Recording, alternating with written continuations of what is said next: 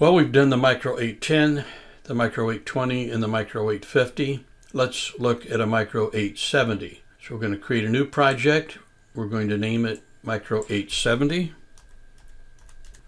And of course, we're going to pick a Micro870 processor. Now notice that the 70s only come in 24 I/O configurations. There is not a 48, but we'll pick the 24 QBB.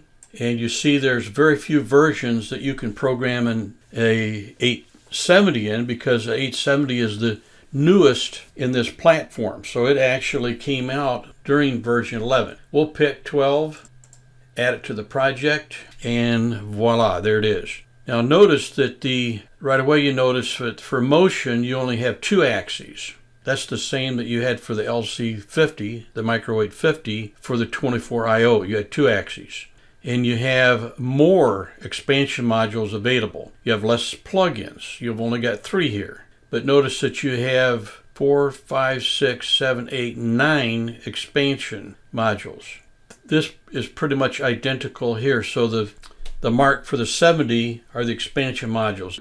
We always like to look at the manufacturer's brochure to get a general idea of the capability of these controllers. And the thing that jumps out right away is all of the expansion modules that have been added on to this image.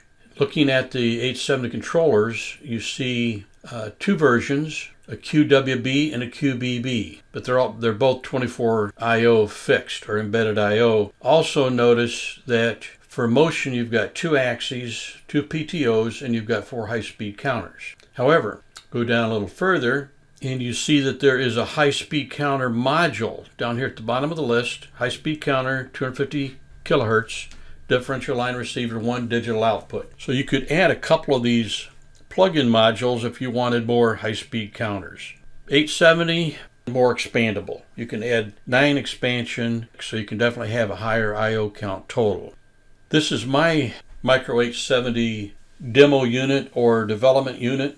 I don't use it very much. I don't like this format. I maxed out the I/O that I could have on this larger plastic box. So you see I have 8 toggle switches and 4 push buttons. So I do have 12 inputs connected. And I also have a total of 9 LEDs for 9 outputs. Other than that, there's nothing remarkable about the 870. It looks just like the 850. If you look over on the left-hand side, you see an Ethernet port, and then I still have the plastic covers on the RS-232 round pin DIN connector, and then the USB connector.